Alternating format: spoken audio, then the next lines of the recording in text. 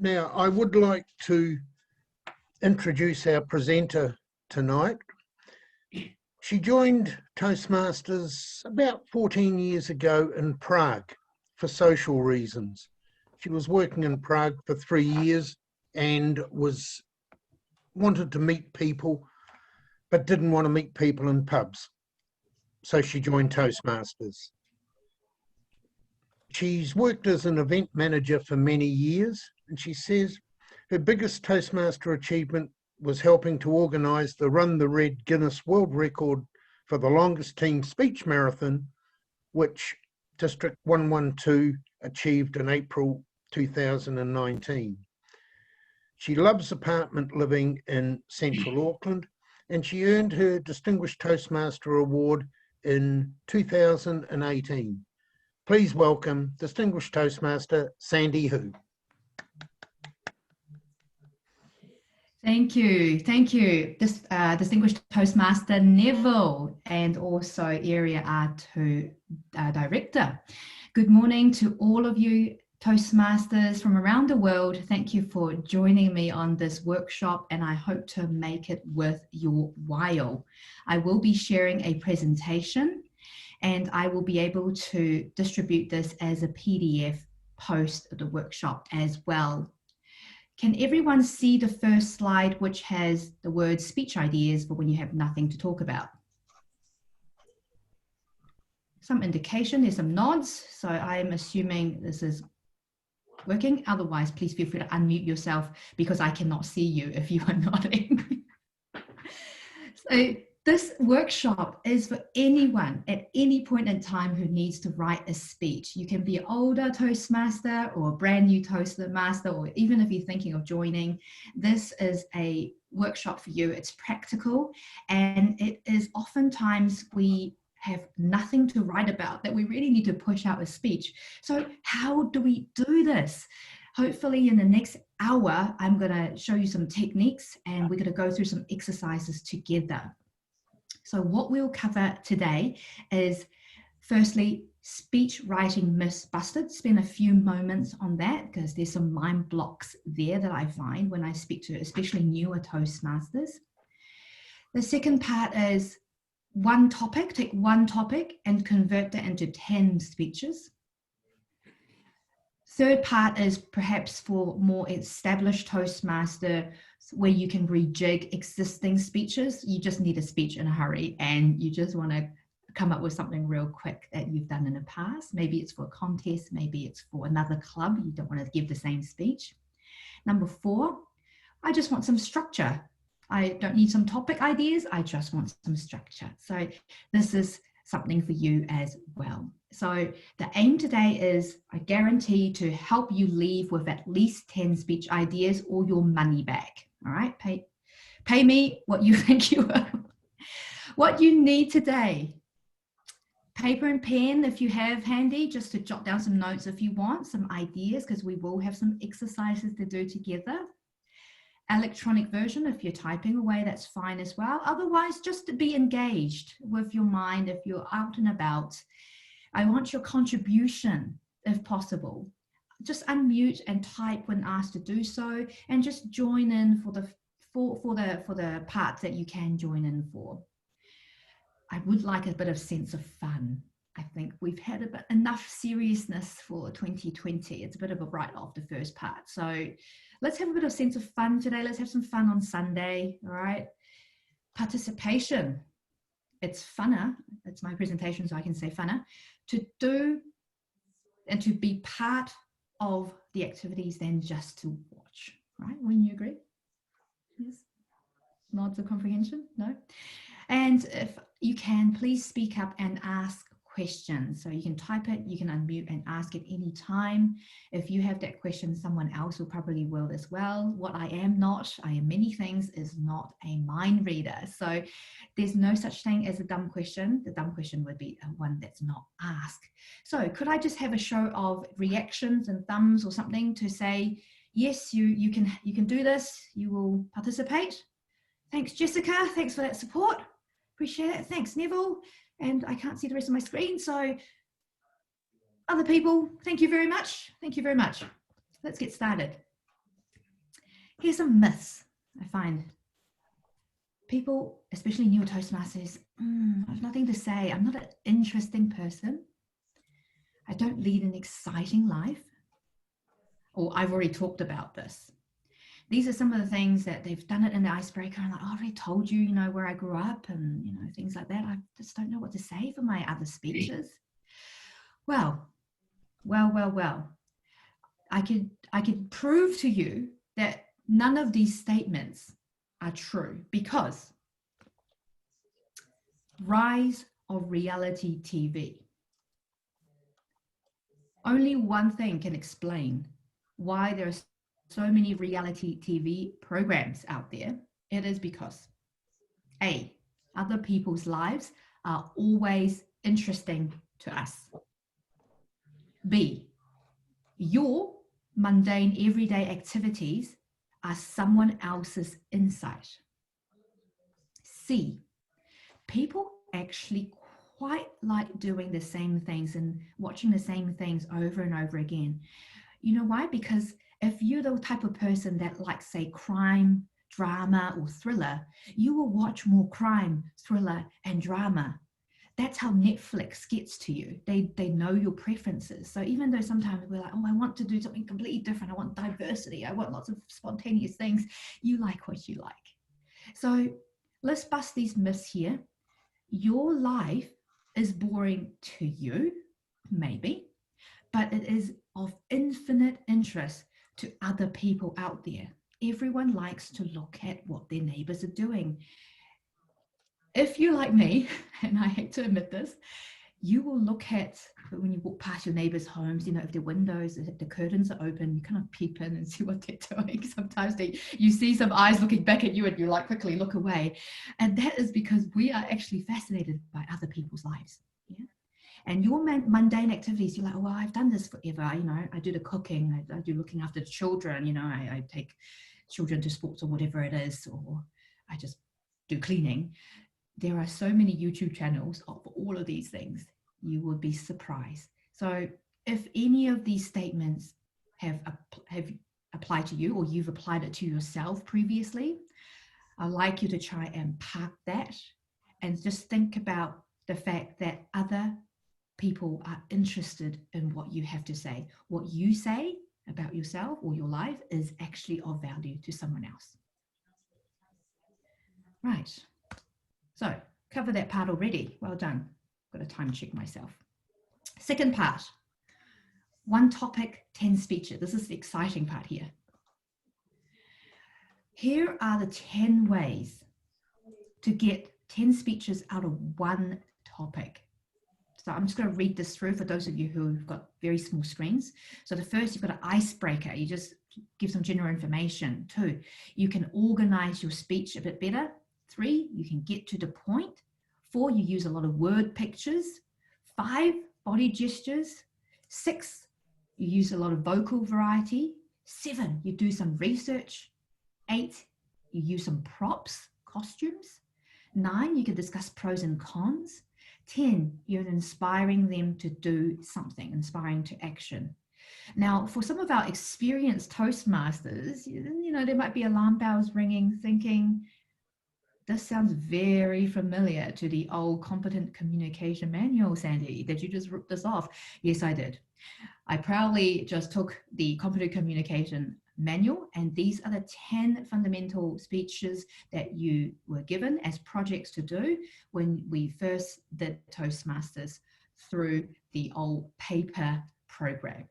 I'm going to explain how now you're going to get 10 speeches if you only have 1 topic. Just for the purpose here, I'm going to use a topic called Christmas, but if you don't celebrate it, that's fine. You can substitute it for any other celebrations that you like. So, for example only, if you're going to use icebreaker, you can talk about what is Christmas? What does it mean for you? How you spent Christmases or any other celebrations in the past. Maybe describe your childhood or your teenage years or your adult during Christmas in relation to this topic. Usually that is pretty easy. You can say whatever you want.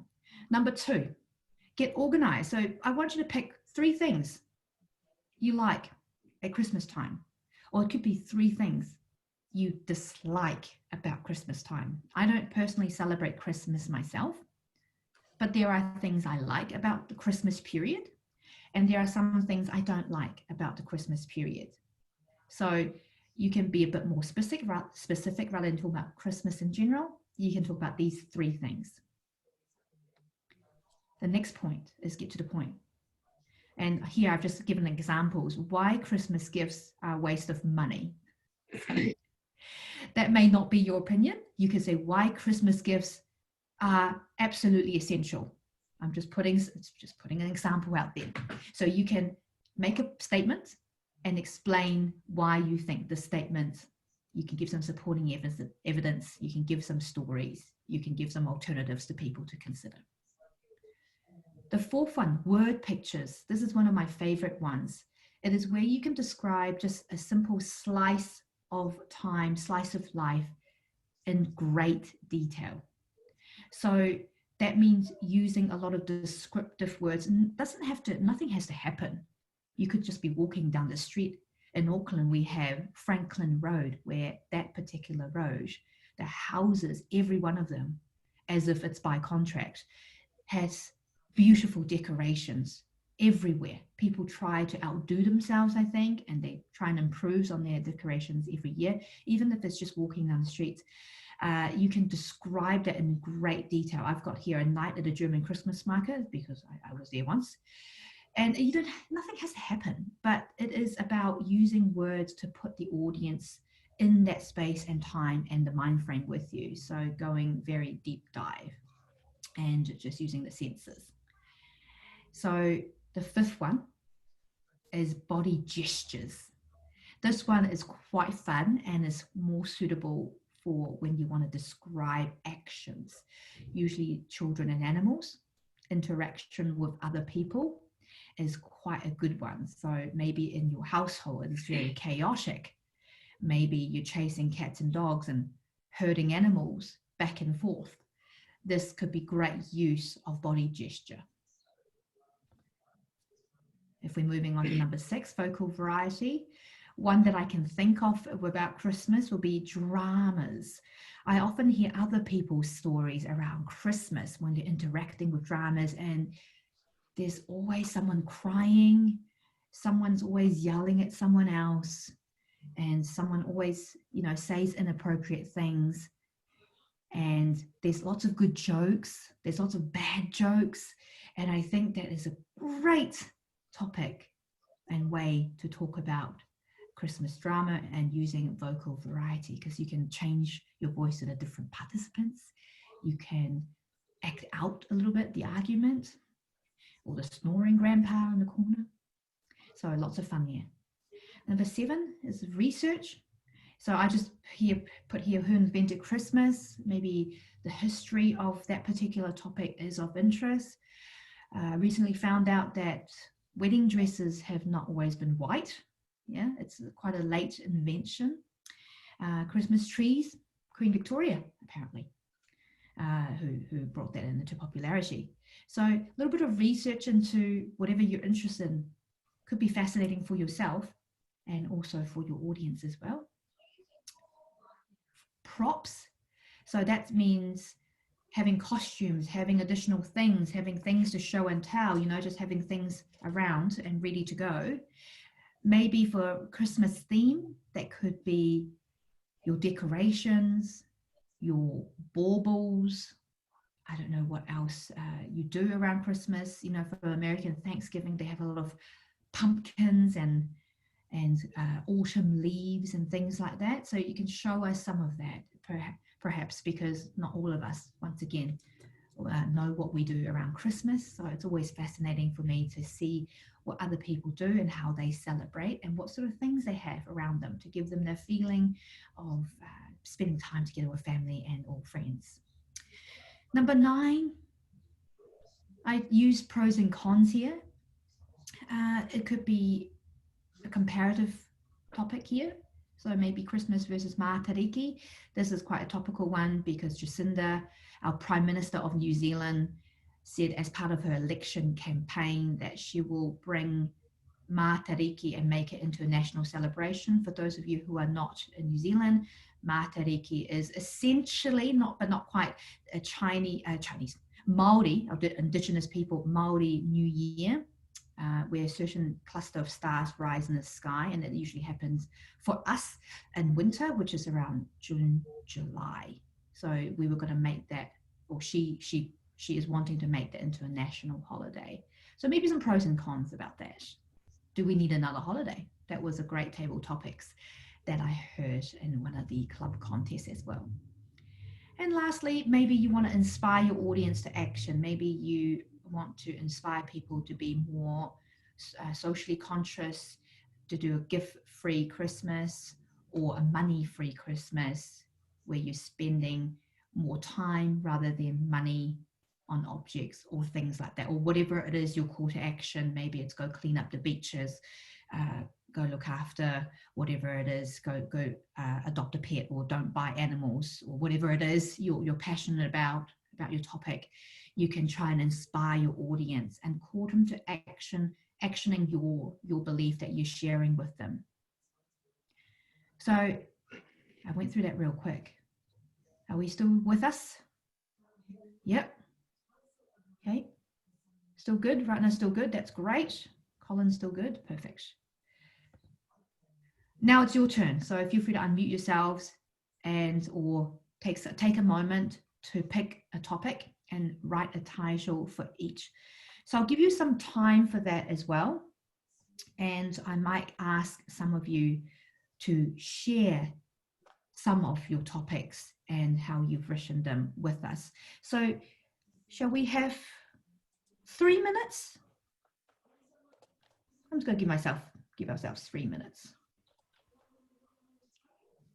And you're welcome to unmute and just use the chat function as well.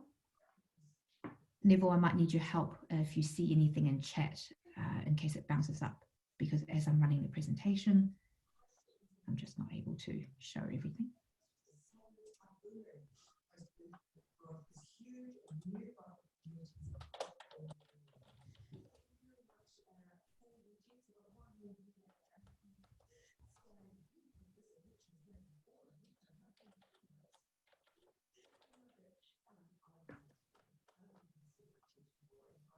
Just any random topic is fine. Doesn't even have to be something you like. If you know nothing about it, that's okay.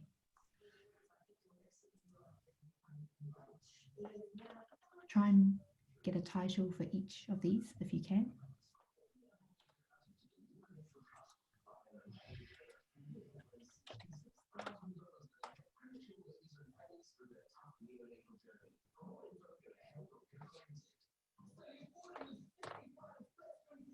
Great. I see that Delwyn's got a topic.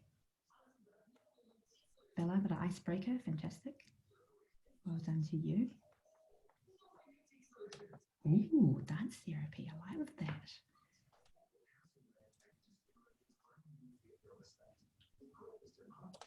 About 1.5 minutes.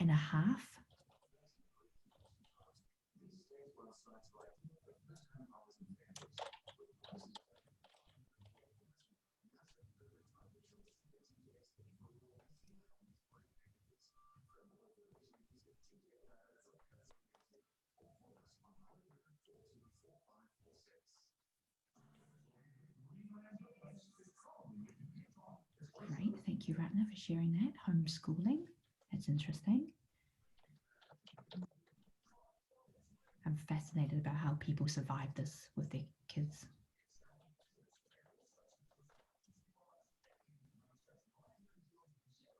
Maybe another 45 seconds. Just write something. If you don't have it for everyone, that's okay. Not every topic, but give it a go. You never know.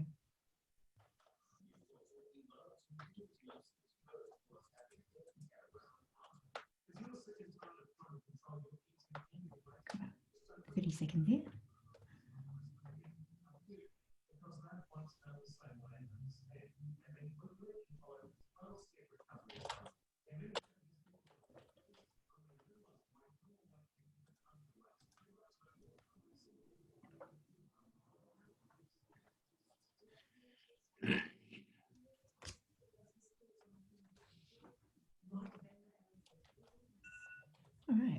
time is up. We had about 3 minutes. So this is the part where I would love to have some participation. Otherwise, it's just the sound of my own voice. If you could share some of what you've written, whatever you want to share is fine. So I'm going to ask our distinguished Toastmaster Neville to just kick us off.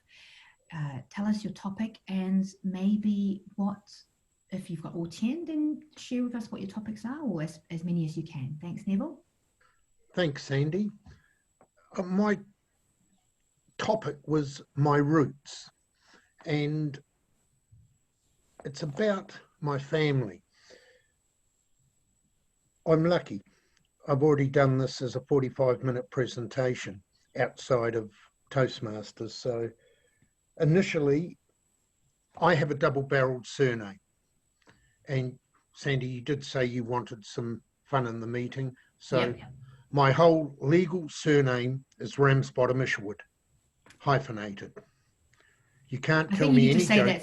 You need to say that slowly for those of us who didn't catch it. Ramsbottom hyphen Isherwood. And the way I would structure it would be how my name affected me growing up. As we all know, kids can be quite vicious without realizing it. The second part, the organize, would be to say where my family came from. I can trace it back to the mid-1700s where a Ramsbottom married an Isherwood for money. Unfortunately, that hasn't been handed down through the generations. Getting to the point would be, why stay with the name? The fourth one, word pictures. I would probably go with famous people in the family. For those of you that are sports-minded, my great-grandfather arrived in Wellington in about 1860, and founded the Wellington Rugby Club, New Zealand's oldest rugby club. And when I go back there, I drink in the Isherwood Lounge. So I like that idea. The other famous person in the family is my uncle commanded 151 Wing in Russia during World War II. Again, that's a 30-minute speech on its own, just describing him, because he was one of only 4 non-Russians ever to have been awarded Russia's highest military award, the Order of Lenin. Vocal variety,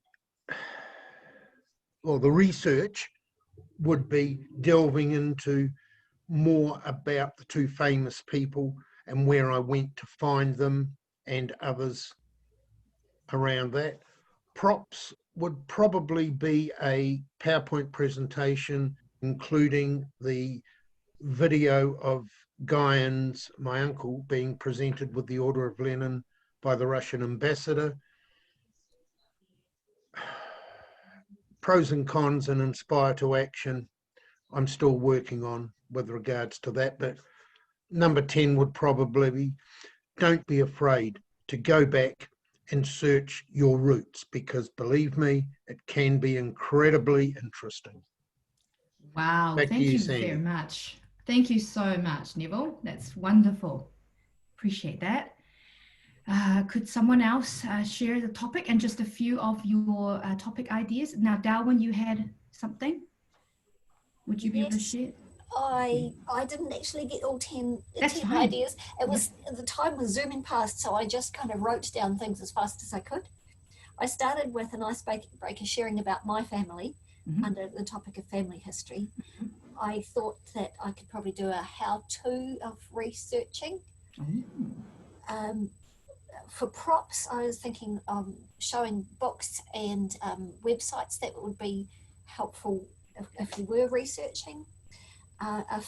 Some kind of family story for word pictures, and probably vocal variety. You could do it in a number of different ones. where family history research can take you. I'm currently enrolling as a doctoral student, so it's taken me a fairly long way in my education. Mm-hmm. Under pros and cons, I've got DNA testing or not, because that's now very much part of doing family history. Mm. That's all I got so far. That's fantastic. That's a great list. You did this in 3 minutes. Yes, true.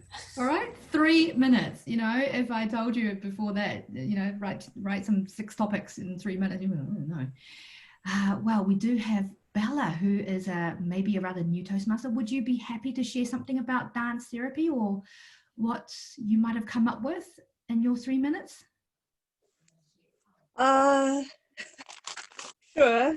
So, Every topic, just whatever you want to share. Okay. I think ice break, I would like to talk about what's dance therapy. Mm-hmm. Yeah. Get organized. I will talk about something how I organize dance therapy to the people. Mm-hmm. Get to the point, I think I will talk about why dance therapy is beneficial to people. And what else? Research, I would like to talk about where the dance therapy originally from. Yes. Purpose, thinking could be when I apply the dance therapy, I use all sorts of props. Yeah, so I can describe about that a little bit. Great. I think so far that's all. Thank you. Well, you've already got so many ideas for your next year's worth of speeches, I think, Bella, even on just the one topic. Well done. Thank you. Congratulations for doing that. I'm just keeping an eye on time. Does anyone just want to share anything very quickly, even if it's just a topic that they like? Just speak up, because I can't see. I can try. Sure. Am I working? Yes. Finally. Wow. Don't give up is my topic. So one of the things, because I kind of jumped in just before you were saying what we were to be writing about in regards to the topic. I think I kind of worked it out. One of the things I really like to talk about is inspirational type things. But when you talk about inspirational type things, it's actually a little bit tricky to kind of break it down and get the extra topics to keep direction. So this is actually really good for me to actually see how I can structure my speech in regards to inspiration, because I have a lot of anxiety, and up to date, it's kept me from doing lots of things. And going forward, the reason I joined Toastmasters is actually to learn to manage it. And to date, it has worked. So seeing these little subjects here, it can talk about like the word pictures when I'm lying in bed in the morning and I just think, no, I cannot manage the day. And then the things I can do to get out and start. And also, you know, research, what have I learnt, you know, via reading about how to manage it and things like that. So no, this is definitely beneficial. Wonderful. Thank you very much for everyone's participation. So a round of applause. Is there a chat question there? I just exited by accident. Sorry about that. So thank you very much. So this is obviously an exercise to provoke you and your brain into working overdrive in 3 minutes. I'm not saying every one of your speeches must be on your chosen topic only, but imagine you can take one topic only and turn it into 10 speeches. You have so much more in your head, so you're never going to be short on something to say. And that's what I'm trying to give you the confidence to do. If you need to write a speech, pick anything, whether it's just thoughts going through my head as I lie in bed, whether it is short stories that I've read, or whilst I'm vacuuming, what I think about, or hacks for people, you know, life hacks. It could be so many things. And I hope you will take each of these bits and break it and take it your own and break it down and just be able to share so many parts of that. I know one Toastmaster who has a passion for bikes, and he often talks about bike or biking in his topics. And one time he came to me and he said, gosh, do you think people are really bored of me and my predictable speeches? And I said, no, it's not like you speaking at every meeting. Firstly, it's every 3 months that we get to hear from you, and each aspect that you talk about is completely different. He talked about the history of biking one time. He one time talked about the mechanics of how a bicycle works, and I thought, I'm not a very mechanical person, but I absolutely found it fascinating how it balances and how the gears work. And he also did a research one to talk about the history of bikes, and I found all of it fascinating. And of course, he did actually do a call to action and say why we all should be on bikes and it's beneficial for our health. So please don't ever feel that you are boring your audience because you're talking about the same things. It is not the same thing. Even if you did the same speech exactly word for word, you will be delivering in a different manner. Yes, Neville.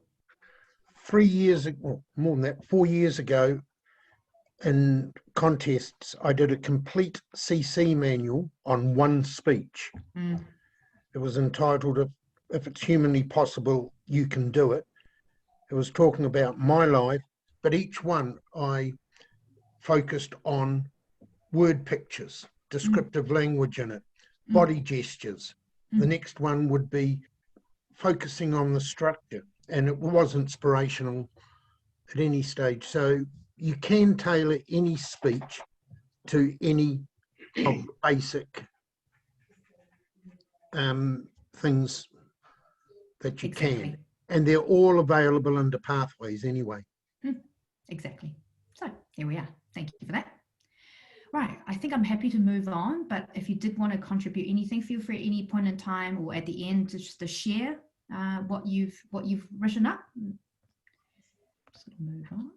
So we've already covered two part of 4-part program today. We're making good time. The third part here is how to rejig some existing speeches. So maybe you've already got lots of speeches. You don't need to write new ones. Maybe someone really likes a particular speech and is asking you to deliver that speech in their meeting or whatever it is. It's a situation and you need a speech in a hurry. You've got some speeches.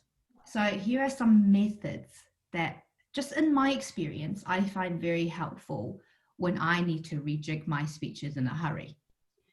So you could go macro, go micro, and go reverse. What does that mean? Go macro, A, is to look at the big picture, high level thoughts. Go bigger, the encompassing the topic. All right, go wider than you think. Go micro is describing something in excruciating detail and engaging the senses. So it's like word pictures, but go in so much detail that you are talking about how it tastes, how it looks like, how it makes you feel. What does it feel on your skin? What can you hear? Does your hair stand on end? Use all of these senses that you possess and describe each of them to bring these details to focus. So rather than going big, you're going tiny, tiny, tiny, tiny. It could be, for example, you're at the beach. Now, lots of things could happen at the beach. You can hear, you know, sizzling of maybe some barbecue, seagulls. What else can you hear? Ocean waves, children, people talking. There's usually a radio somewhere blasting, the thump, thump, thump of volleyballs, wind breezing through the trees, rustling, lots and lots of sounds. Just the sounds alone you can do a lot of. You can taste the salt in your mouth. You know, you can feel the sand between your toes, and sometimes sand gets underneath your toenails and fingernails and you're trying to dig them out. So just go micro excruciating details, because it's fascinating, and you can use lots of different words and beautiful language, even simple language, to describe and take the audience with you right into your world. The third one that I like to use is to go reverse. So have your statement and actually negate your own views. So what if it wasn't like that? What if women were in power all the time with their dominant sex? What if Mandarin is the global lingua franca instead of English? What if I wasn't married to this man, for example? Some of you might be thinking that all the time. So go reverse. You can have a statement and then actually explore the other side of this argument. Explore the other side. You might be quite challenged because there could be views that you are set on, but it might be quite fun to do that sometimes, to explore what other side has to say. So this won't work for every speech, but hopefully one or more of these things would help you to be able to rejig some speeches that you might have. So I'm just going to pick a random topic here. Cars. I don't have a car, don't know much about cars, but you can go macro. So for example, how did automobile change the way we live, the way we work, and the way we die? I know it's very dramatic for supposed to be fun and like Sunday, but it could be a macro view. It could be political. It could be how big oil is now so dominating the way we live. They're maybe preventing other more sustainable projects from coming up, you know, political, geophysical spheres out there. Maybe you know more about cars than I do. I just literally made this up. Go micro.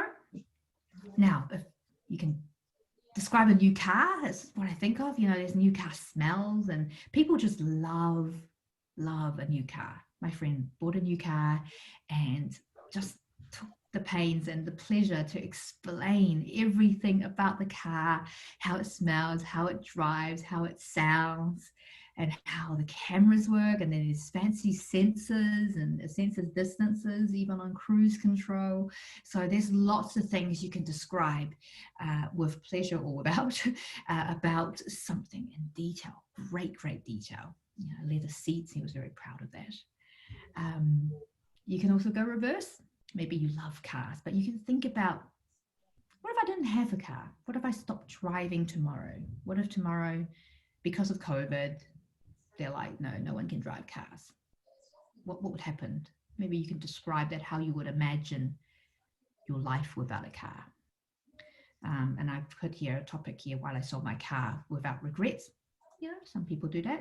I've been living in an apartment in Auckland City for a long time since I came back to New Zealand, but even before that in Europe, I was living in apartments and I hadn't had a car since 2005 maybe. So it is one of those things that I live without any regrets, because it's, for me, so many benefits, right? But what if I turn my life around and I say, I now am living in a place where I need to commute, when I need a car for shopping, for work, you know, for picking up kids or dogs or whatever.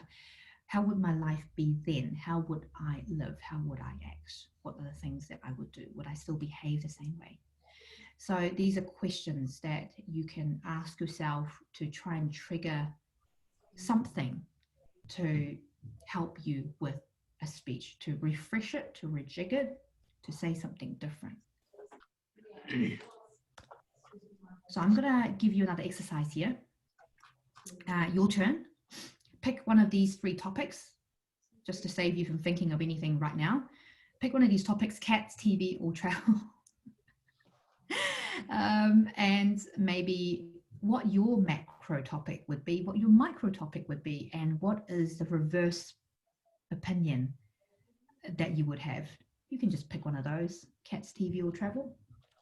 And I will say 2 minutes. How about 2 minutes? Start the time.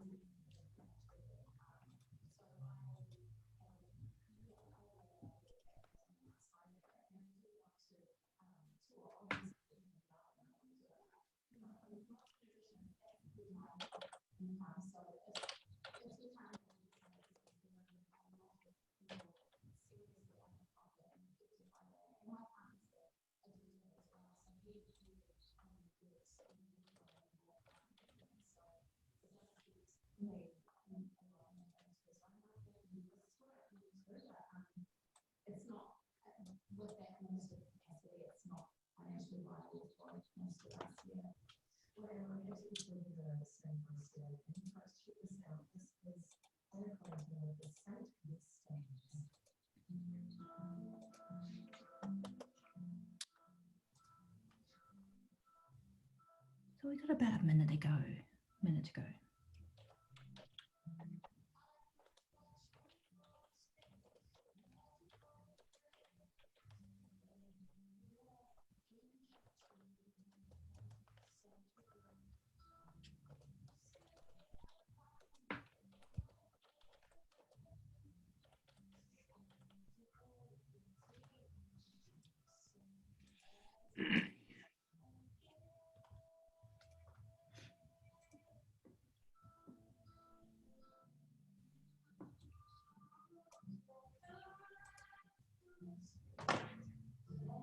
Just maybe last 20 seconds or so.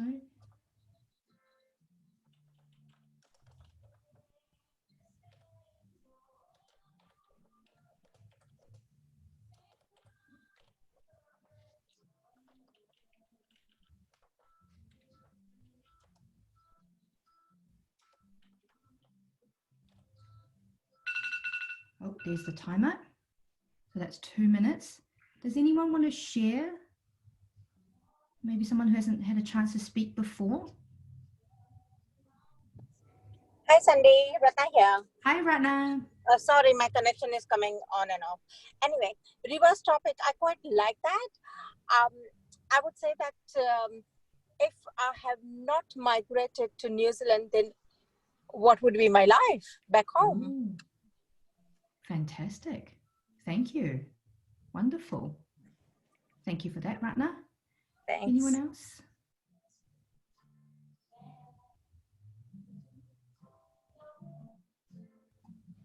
I'm happy to go again. Thank you, Maria. So when you said travel, that initially ignited in me, you know, how to go macro with that would be what will happen with travel going forward in general due to COVID-19, because that's such a wide range, and you could talk about immigration issues, health issues, insurance issues. So going macro with that would be quite high level.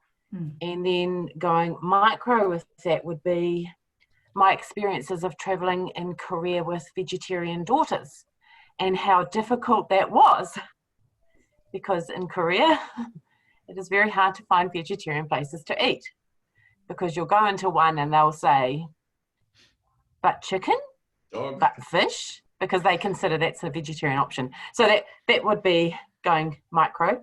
And then going reverse for me would be, I actually prefer not to travel, and why? So it would be about, you know, being lazy, funds, and being in a secure environment. So that for me would be breaking down the 3 different things that you've talked about. Very well done. Thank you so much, Maria. All right. Gosh, I've recently turned vegan, so I'm not sure, maybe I won't go to Korea soon then. How about our Toastmaster from Bulgaria? How about Ivan? Would you want to share anything? Would you like to say something?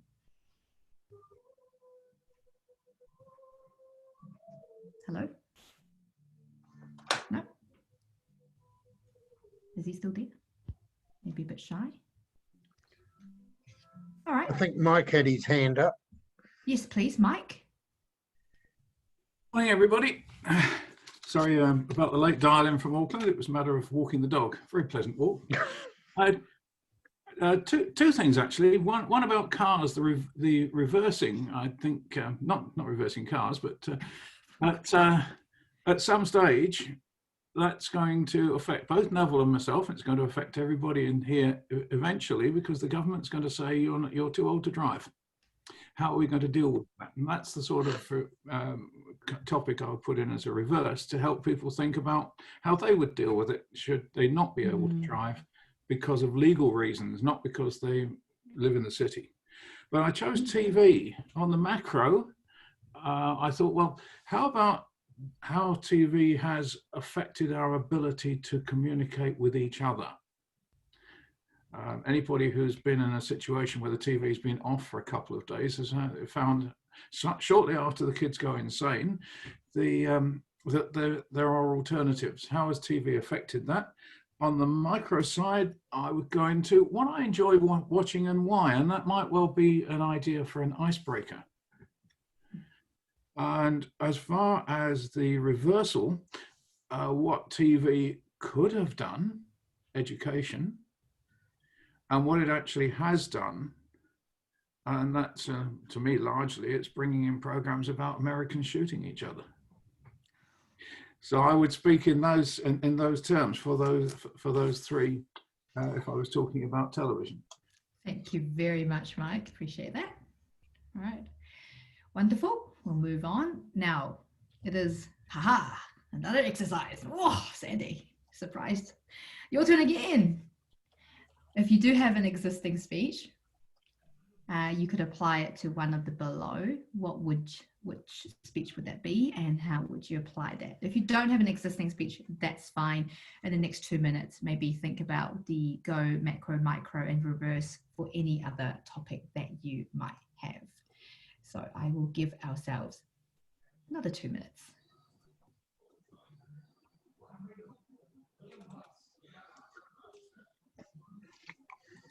And the answer to your question, yes, Neville.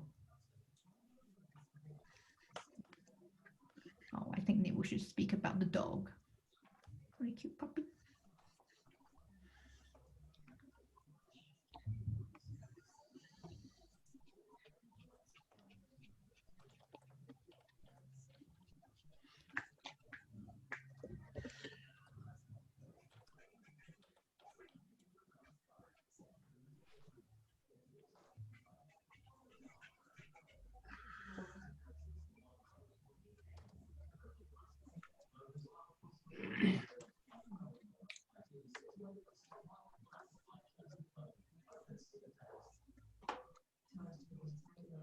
Another minute, please.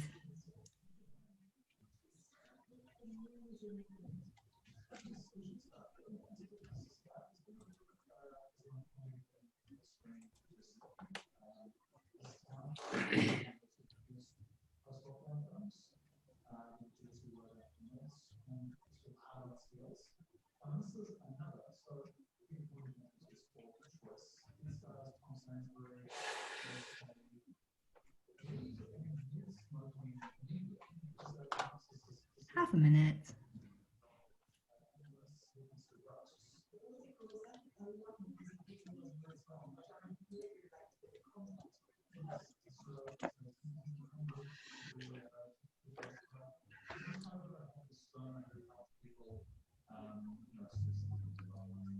Ten seconds. Hope it doesn't feel like an exam, like put your pens down. Sorry, if that's how you're feeling. All right, the timer is up. Feels like MasterChef at the moment. Present your dishes. Anybody want to share who have an existing speech that they have considered in a different way?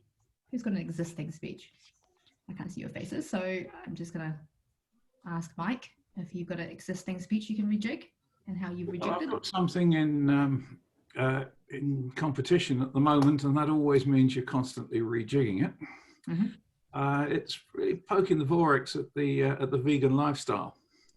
Not the food side, but the other side, the bit about not buying new, but always rescuing things. And the rescuing at the moment is actually stealing things rather than buying new things, like rescuing old cars from the curbside, for example. What's it a vegan lifestyle?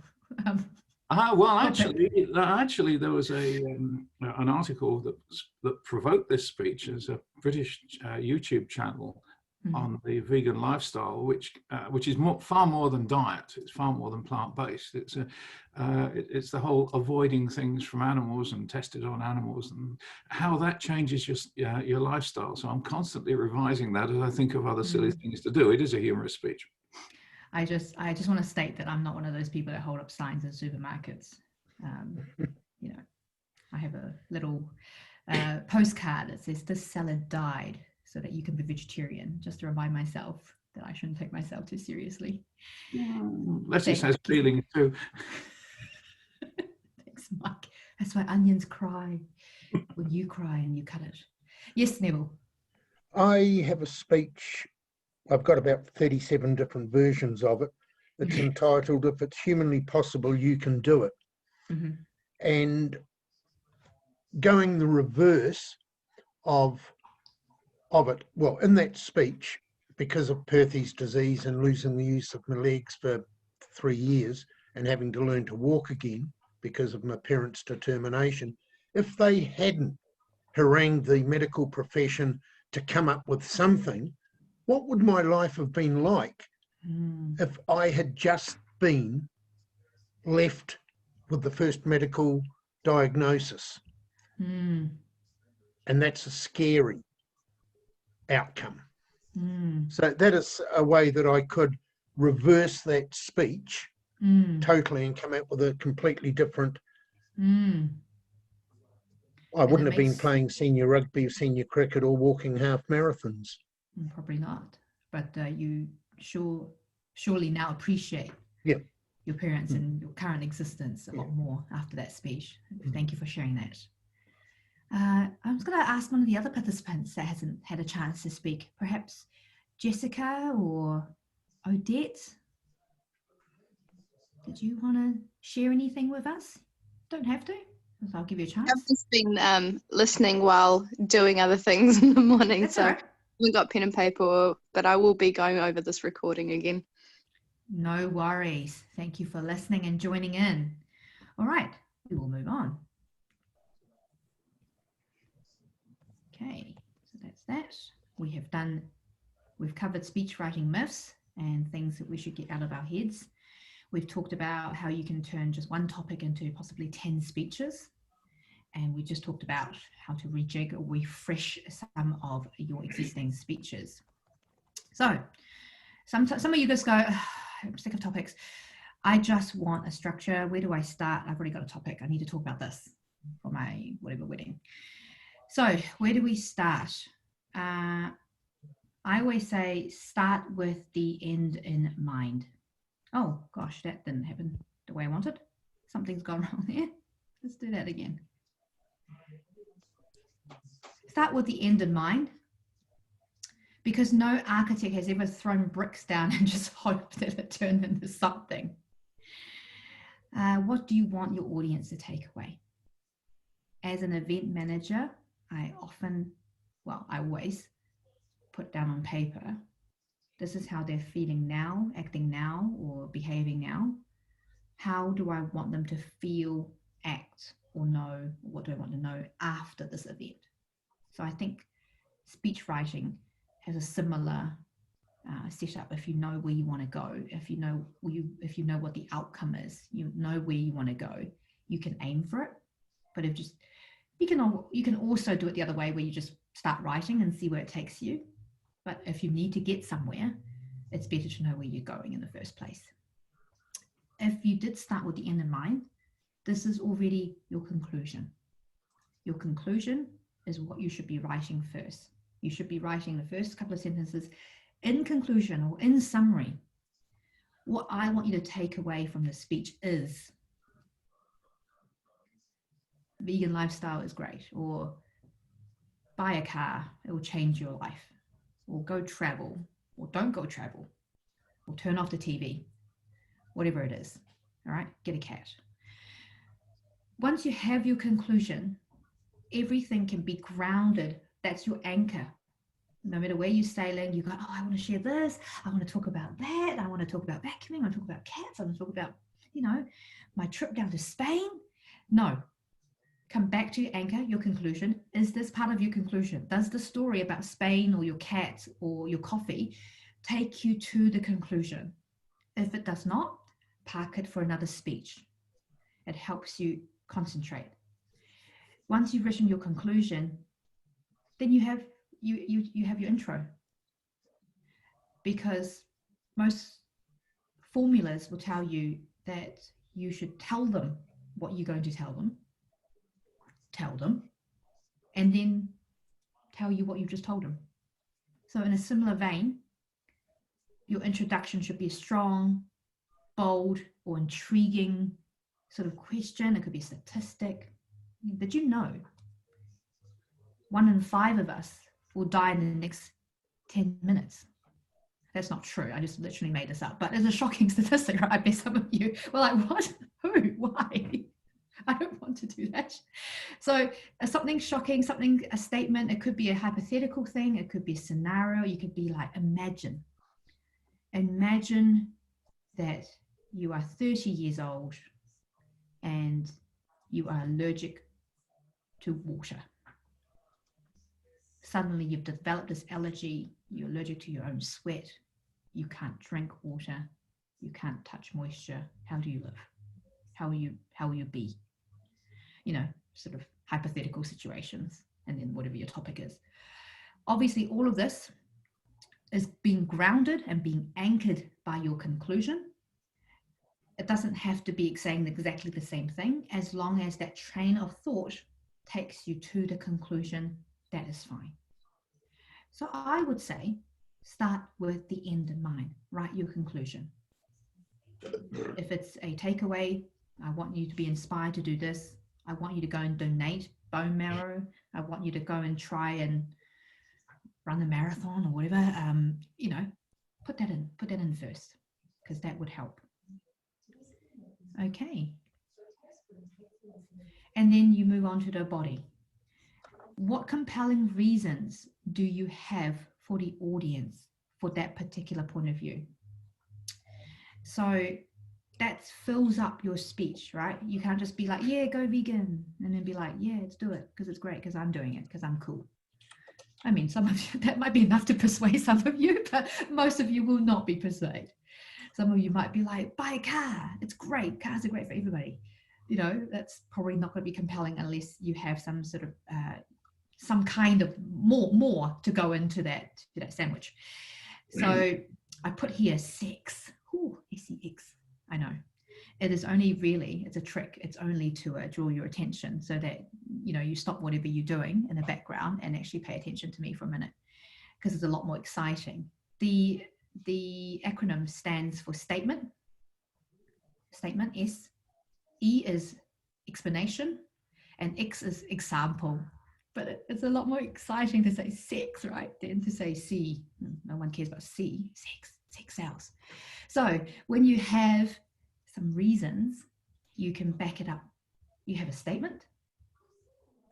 You give some examples. It could be factual, it could be statistics, it could be your neighbor, it could be yourself. And you explain what that statement means. You can do it usually in any order, but normally I like to start with some kind of statement and then explain it and then give examples. But you could actually do it any order that you like. So it could be X's, it could be X. So whatever you like, you can do this, but make sure you do have that so it's more balanced, so that there's reasoning, talking to the person with reason, but there's also some other examples that maybe the audience can relate to. They can put themselves in that person's shoes, or be like, put themselves in that story. So different ways of attacking the thing. And then there's a statement as well to sum up what it is that you're trying to tell them. The next one is embellish with story. Human beings love stories. We're a storytelling creature. Before writing, long time before writing, we were telling each other stories, and that's how we remember. For example, Māori genealogy, it was through stories.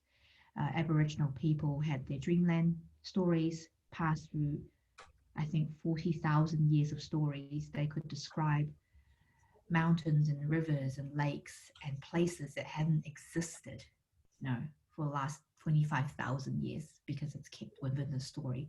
It is powerful. It is evocative, and it often stays with people a long, long time, the way you tell a story. And it doesn't have to be long. It can be short, very, very short as well. So a story can be your own. It could be a fable. It could be a folk tale that you can share from your own culture. It could be just a story that your mum and dad have told you and you believed. So it could be an anecdote. So for example, at dinner last night, my friends told me that there was a family in the US, and we suspect there's more, that she thought she was Chinese. and her mum was Chinese, because they heard a statistic at one point that every third person born was Chinese. They're not Chinese, they're just plain boring American family, but apparently the third child, because her mum was a third born child, she thought she was Chinese, and then her daughter that she raised, her third born, thought she was Chinese as well at 30 years old. So, you know, that goes to show you the power of statistics. And once you hear something, maybe it gets stuck in your head and you just go on ever believing it, and that's your worldview. And that's quite fascinating for me. And then you can also use vivid language, using vivid language to help you describe whatever it is, your statement, your story, your example. All part of that is part of the package to give these compelling reasons you have to share for your audience. And it could be one big point, 2 points, or quite often the structure is that you give 3 points, but probably no more than that, because you only got 5 to 7 minutes speech in a normal Toastmasters meeting. So if you've only got 2 reasons, that's fine. Put some examples, put some statements, give some explain what it is that you mean. Don't just make a random statement, and maybe back it up with some statistics and so forth. So that basically just sums up how I approach speech writing, is starting from the end, and then write, that's my conclusion, and then write the intro for that. How can I lead that into that? And then I go back into the body and I think about the 3, usually, reasons why I want to say these things and why I want to take my audience to this conclusion. And I will use the following techniques: SEX, embellish your stories, use vivid language, use all of that to package up the body. And of course, throughout all of that, you can use body language, vocal variety, props, basically everything you've learned in the second part of this presentation, and any other way, techniques that you have, whether it's a PowerPoint, whether it's pros and cons, whether you're contrasting or whatever, it is the body, the reason. So I think this is how I do it. There's many, many other ways of approaching it, but that's one way I like to do it. Any questions so far? Because we are coming to the end of our allocated time. Fucking well. Yeah. Someone see something? Colin? No? Okay, well, we'll just go into a quiz then. See if you've been listening. Yes, Mike. Not so much a question, but an observation. Absolutely agree with what effect do you want to have on your audience as your conclusion for speeches, particularly inspirational and persuasive ones. But something, and it's useful for table topics or shorter speeches as well, that think about Kipling's serving men. He had 6 of them: what, when, why, how, where, and who. And think of what questions out of those 6, as you say, you can't do more than 2 or 3 topics, but each of those topics should ideally answer one of those 6 questions about your conclusion. And I found that useful for writing the body of the speech, because that turns each of the points into a mini speech. But certainly you start off with a statement. I mean, for example, if I was trying to persuade the audience that as Toastmasters we had the ability to help people that we knew with let's say mental health issues, because through talking to them, I might start with, well, there's 12 people in this room. Statistically, 3 of us will have mental health issues, and I'm not sure who the other 2 are. And if that doesn't get your attention and a smile, then you're probably talking to blocks of wood, I think. Thank you, Sandy. Back to you. Thank you, Mike. Thank you so much. Anyone else want to share anything, how they start or how they do the bodies? Well, feel free to pop it in the chat if you're too shy to talk.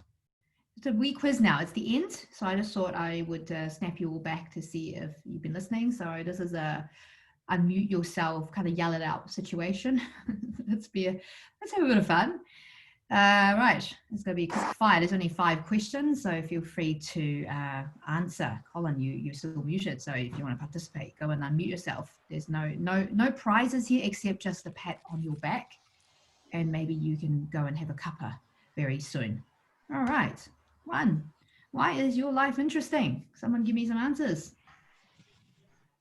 Because it's mine. Yes, so thank you. We're always interested in other people's That's existence. right. Yeah, exactly. Very good.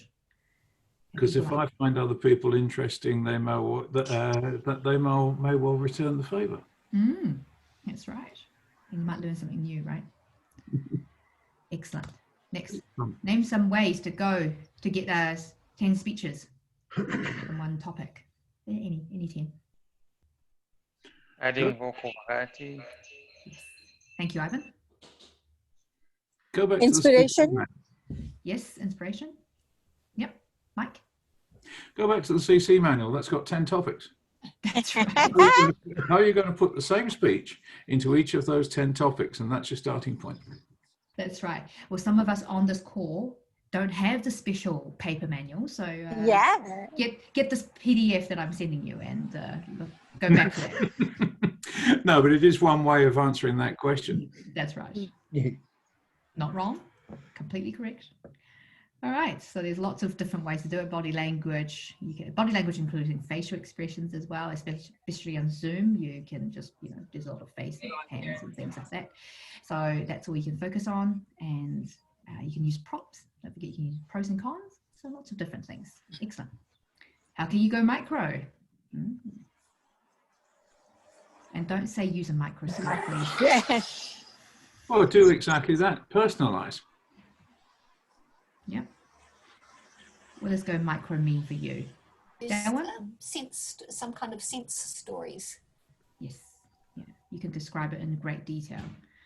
You can describe a chair, for example, in great detail.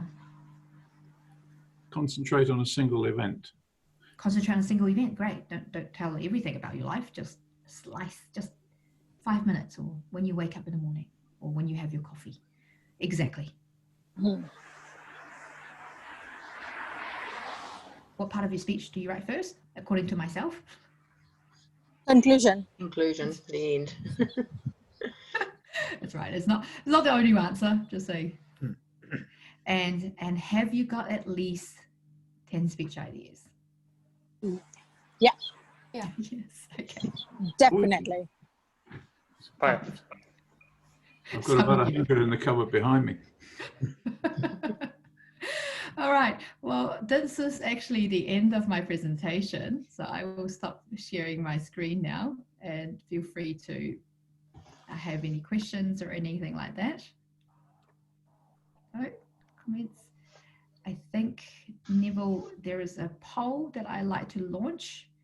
If you can answer the poll just in front of you, that would be great. For those of you who can't do it because you're on your phone or you're distracted, don't worry about it. It's just a fun poll, 3 questions. Did you learn anything from the presentation today? It's a multi-choice. Yes, a lot. Yes, some. Not much. Don't worry, this is all anonymous. I'm not going to come back and get you. Did you have fun? It's multi-choice. It's yes, no, or don't know. I was hungover. 3, how did you find a link for the presentation? There's a multiple choice as well. Too long, just right, and too short. So it was about an hour presentation because we had some chit chat in the beginning. It's now 10:46. We'll give you another 10 seconds to click those if you have time. Well, it's 70% response so far. Woohoo! Sandy, I know that we've well and truly gone past time, but the one question I have is the linkage through to pathways. And I'm fully aware that when one in a practical situation utilises pathways, you don't work your way through the manual slavishly, but you can cherry pick aspects. But that linkage through from the legacy system to pathways, I think, is one which we need real help with on a wider spectrum. Yeah. Yes, Mike. Yeah, I'd like to comment on that because it's not so much a linkage. The legacy system actually is included within pathways. Before someone says interpretive reading, there are a large number of topics within pathways where the objective is just to give a 5 to 7 minute speech on any topic, which could be a play or a poem or anything. So you that linkage, that inclusion is something perhaps we haven't emphasized enough in particularly from existing members that say, "Oh, I'm going to, I'm crying lots of tears over not being able to do this type of speech." Why can't you do it? What's stopping you? When you start asking yourselves questions like that, that's when Pathways starts becoming more valuable for those who have been Toastmasters for a while. It's always valuable for new ones. Yeah, that's exactly the point that I was making, Mike, that people don't appreciate that those openings are there. And if you just look at the manual and try and work your way through that, those openings are totally concealed. We need to make those available to people and to emphasize those for our members, that those options are there. I can only say, Colin, watch this space on the next round of training, because that's exactly what's being designed. Not quite sure exactly what it's going to look like yet, but that's the design parameters. How do we bring those linkages in where they're not there at the moment, where they're actually sticking points? Sandy, back to you. Thank you, Mike and Colin. For myself, I'm transitioning as well with Pathways, but I still find the basics of speech writing very useful because I'm still writing speeches of a topic of generally my choice in at least the first 3 levels of any path. So I still find this very useful. And as we get up to level 4s and 5s of each path, we get to do something a little bit more exciting, a bit different. So here I am doing my level 4 pathway on managing online meeting, and I have utilized all my skills to make this a hopefully fun training and that everyone took something out of it. Sandy, I'll just give you another example. My wife and I have got a camper van and we're taking it around the country in the next 3 months, starting in October, hoping to visit a few clubs on the way. And I'm going to use it as an opportunity to learn how to write blogs. Wonderful. That's so exciting. I wouldn't be doing that in the legacy system. And that is something, that statement is something that I'm using more and more and more. Something I'm doing that I would not have been doing without Pathways.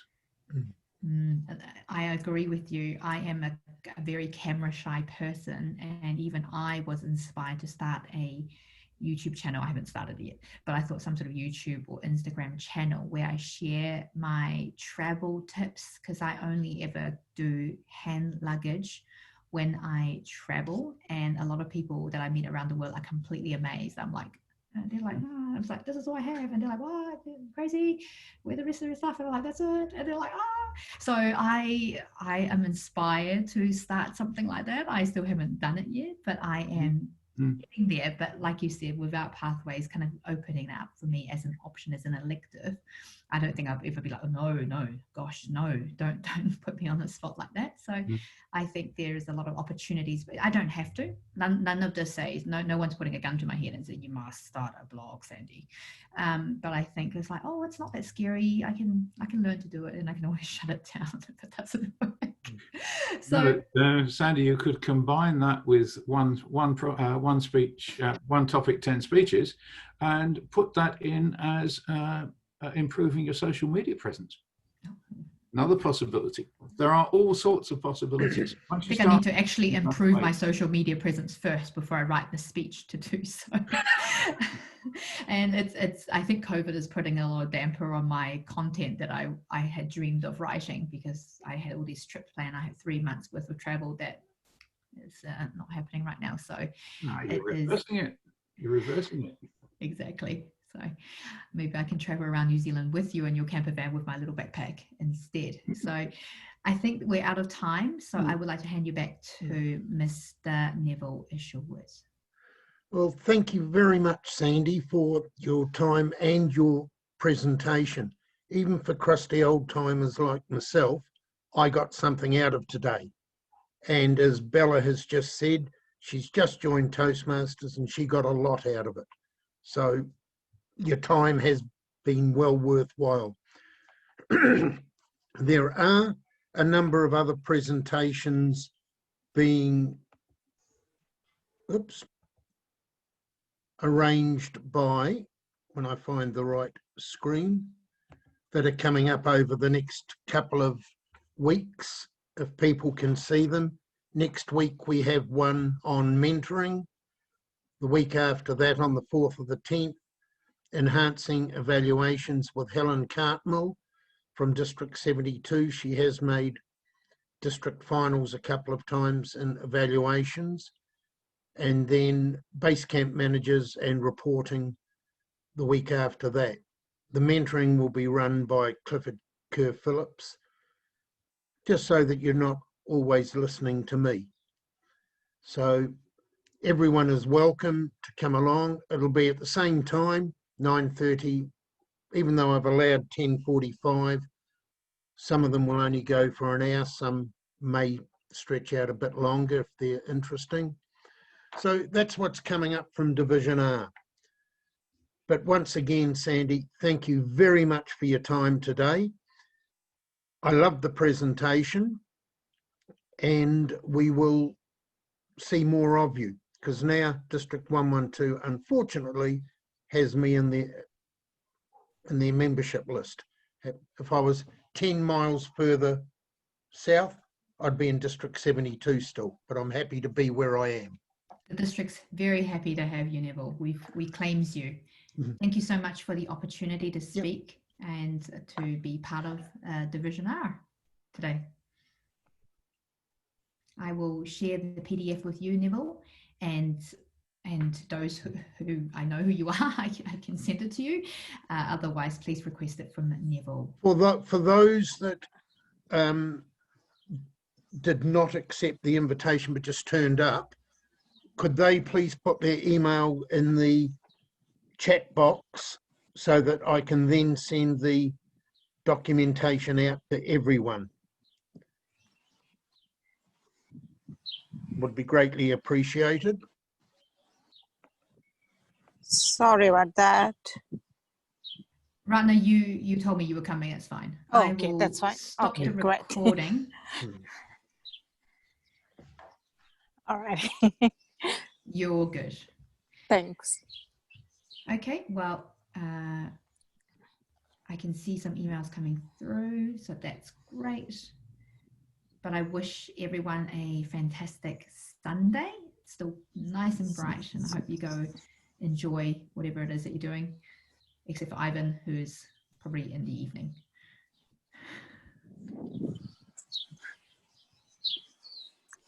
Some birds tweeting You did somewhere. accept, Sounds Mike. very nice. Okay. Well, I am just going to end my side. So I hope everyone have a fantastic weekend. Thank you so much. Bye. Thanks, Ratna. Thanks, Sandy. Thanks, everyone. Thanks. Bye. And as the poll showed, most people got quite a bit out of it today. Yep. And there was no one hungover. No one admitting to it. Oh, yes, true. Okay. Just looking at the structure we were talking about with the speeches. When I first started Toastmasters, someone gave us a picture of a clothesline, which I still look at and show other new Toastmasters, because the polls, the end one was the conclusion, the first one is the introduction, and then you've got the wire across the top with the three other parts of your speech. And I think the picture of that is actually very clear for, especially for new Toastmasters, to get the idea of the structure of a speech. Yeah, and the two polls are very Due to similar. my lighting, I've had to turn around and put my foot up on something else. So that was also shown by a guy from Southland. He gave a presentation at one of the conferences on how you write longer speeches. And he Hmm. used exactly that analogy. A clothesline where you peg all your underwear in one part, bang, bang like that, and just link them together. And it works. Mm-hmm. The other way that I got given, well, two ways, was one was an arrow, with the head being the first point that you slam into the audience to get their attention, the shaft being the body, and the feathers being the conclusion, and also a fish hook. You hook them in with your first 30 seconds, you've got your body, and then you've got your conclusion at the end. They're all the same or different interpretations of what Sandy was saying today. Depends on your audience, really. Yeah. And with your fish hook, you've also got your fishing pole, which you keep putting into the river. Yeah. And that's your theme. But it seems to be very efficient. Yes. There's all sorts of ways. It's for the image that works for you is the one that works for you. Yep. Mm-hmm. I'm just going to stop recording now